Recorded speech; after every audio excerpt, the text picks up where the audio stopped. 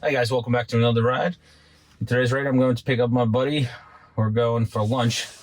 So all I have to do is hold down the start button for a few seconds and we're ready to go. This is version 13.2.1 and it's going to drive me all the way to his house, and hopefully we'll see if it tries to park in his driveway. Excellent job on backing out of the spot here. Gonna be making our right and heading over there.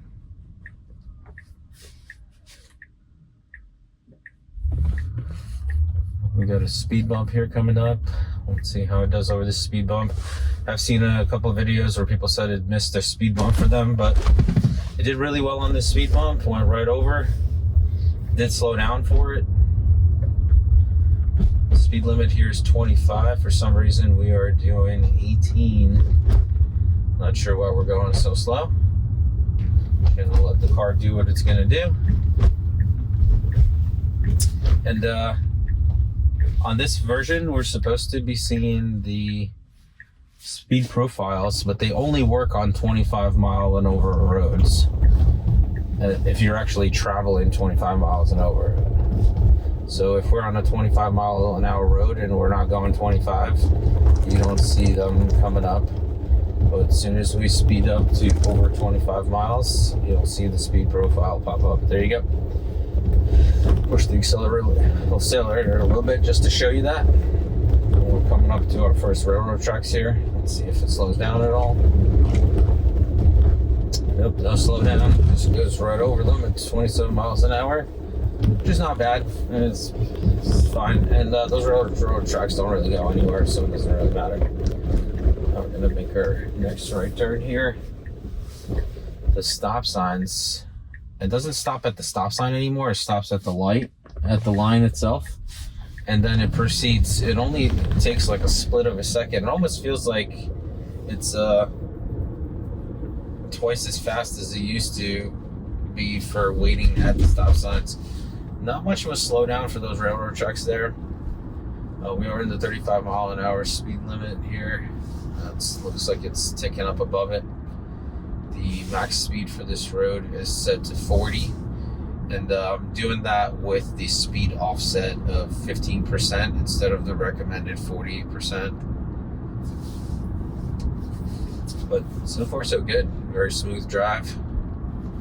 All the turns instill a lot of confidence, but this is the time to be super vigilant and super careful. As the system gets better and better with every upgrade, the interventions will be further and further apart, and that could lead to the folks that are supervising the system to be more and more relaxed. And you shouldn't do that.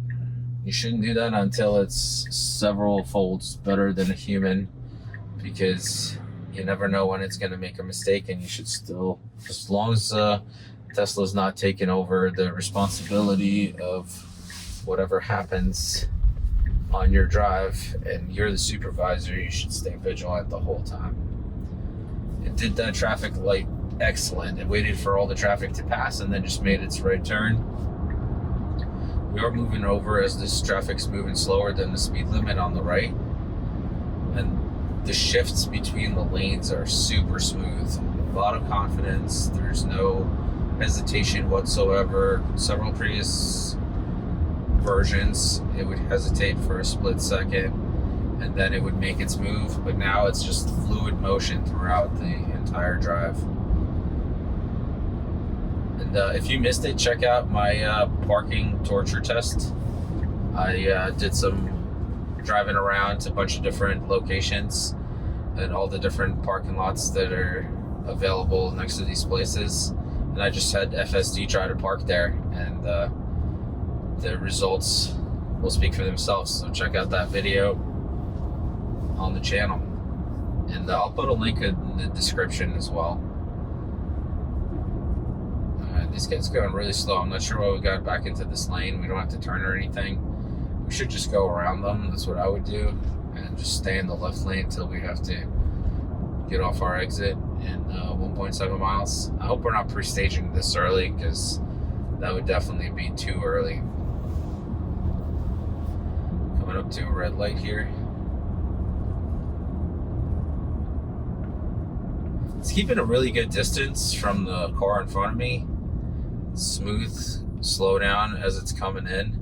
So if I was driving, I would be in that left lane so I can just take off once the light turns green. But FSD is sticking to the right lane here for some reason, even though we know that this tow truck in front of us moves a lot slower than we do. It is showing up as a regular truck, though. It's not showing up as a tow truck or, oh, no, it's a Bucks truck. Okay. All right, interesting. That was a cool reclassification. I'm sure that it'll come to a point where it actually be able to see these trucks for what they are, and tow truck will be a tow truck, and, you know, all these different visualizations will only improve. And also in this version, they're doing the communication with the fleet. So what that basically means is if I come across a road that's closed, for example, the next person that's going to be taking that road behind me, they will be notified that that road is closed, and it will automatically reroute them through a different route to make sure that they don't get stuck where I got stuck. So that's pretty cool, and I'm sure that'll only improve, and then eventually the fleet will be able to map all the roads that we drive on, and I think that Tesla will have the best maps out there with all their cars driving around and mapping everything.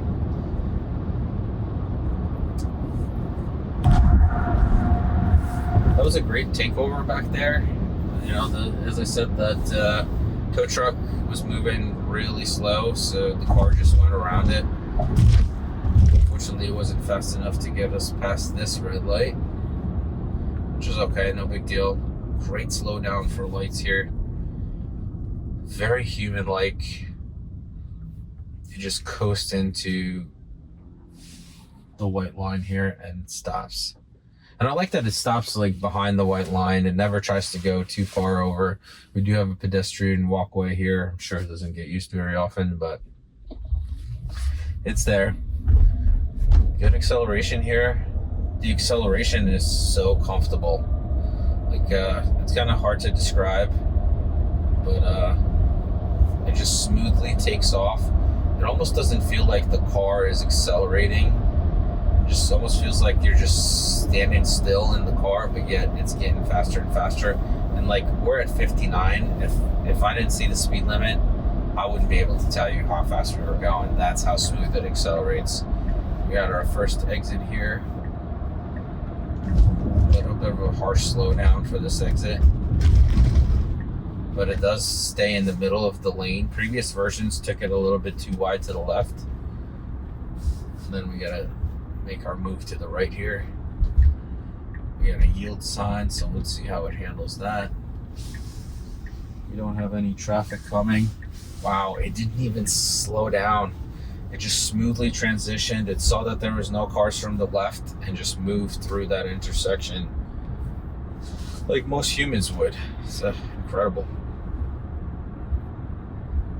The progress between, you know, version 12 and version 13, like overnight, is definitely noticeable. Like literally yesterday, my car was not able to do any of these things. And today, all of a sudden, it just gets better. And it drives as the best driver, like the best AI driver, real world AI driver at current point in time. And if that should change, it'll just update to the next best driver, and it will only just scale from here, which is incredible.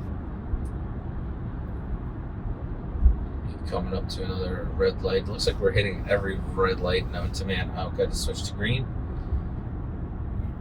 It's slowing down here. Even though it says green, the car is slowing down with traffic. And it just picks back up smoothly. The transition between the slowing down and accelerating feels amazing.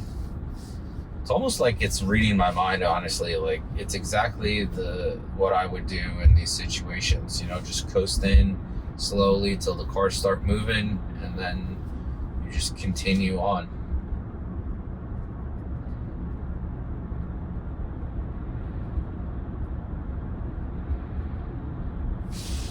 Let's see some notes here. Where am I here? Software, release notes.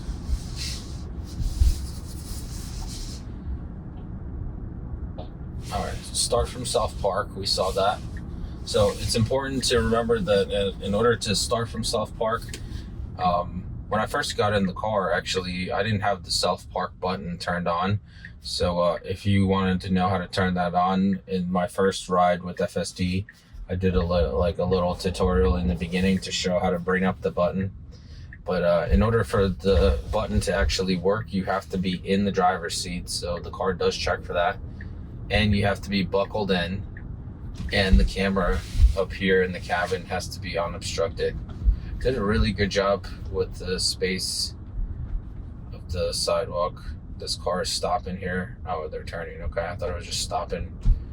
I'm not sure what that guy's doing. He's like driving in the middle of the intersection. He's probably trying to turn around. Made a wrong turn. But another feature is updated data share. So I think everyone should do this. Just go in the settings and update your data share to allow Tesla to collect data about emergency vehicles. And it just basically collects the sound data that's around your vehicle to help them train a model to recognize when the emergency vehicles are approaching and where they're coming from. And other than that, there's a bunch of new stuff here, some technical mumbo jumbo that I don't 100% understand. Basically, it seems like the model is twice as fast in its reaction time, and it also improves reward prediction for avoiding collisions, which seems like a good thing. This should be very good. All right, we have to pause here. I have arrived at my destination. Looks like it's not going to try to pull into my buddy's driveway. That's this guy right here. So look, it's parking me right in front of his house, and we're in park. Thank you guys so much for watching. Like, subscribe, hit that notification bell so you're notified when the next video comes out. Take care of yourself, your family, and have a great day.